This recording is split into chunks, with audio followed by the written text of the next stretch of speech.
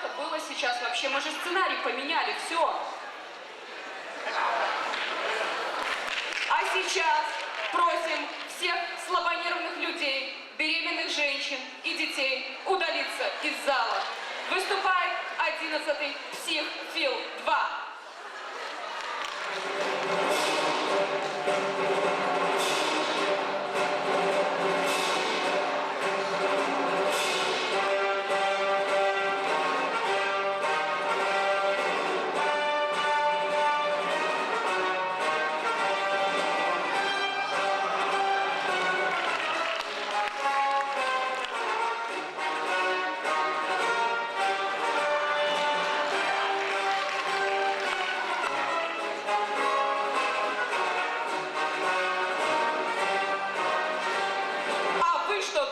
Увидеть зажигательное шоу от девушек в коротких юбках?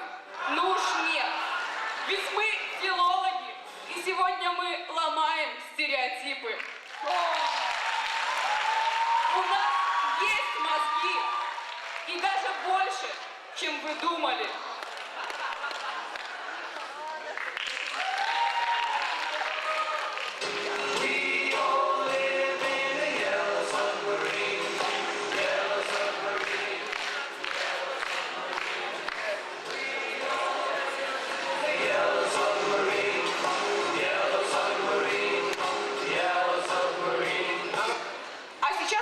Случай в столовой.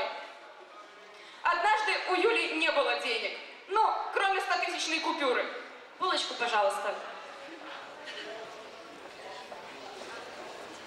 А сдачи нет.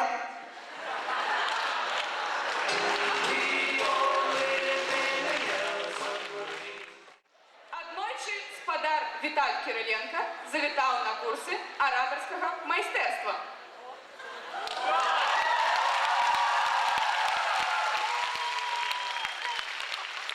Ну? Мой дядя самых честных правил, когда не в шутку. Нет, тише. Онегин, добрый мой приятель, родился на берегах Невы, где может... Еще тише.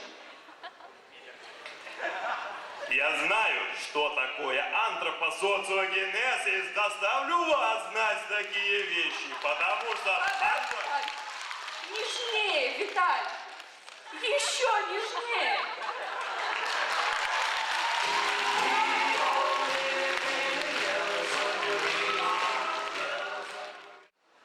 Представьте себе... Існувати країна, яка не має родної мови.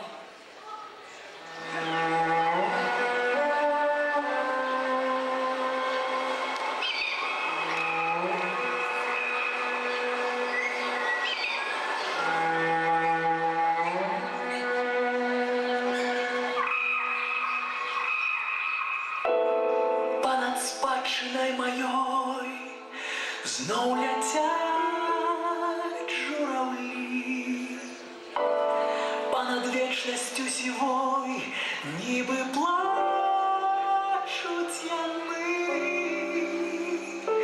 Гэта дождь і сльоза по замшелой землі. Прилетайте назад, вы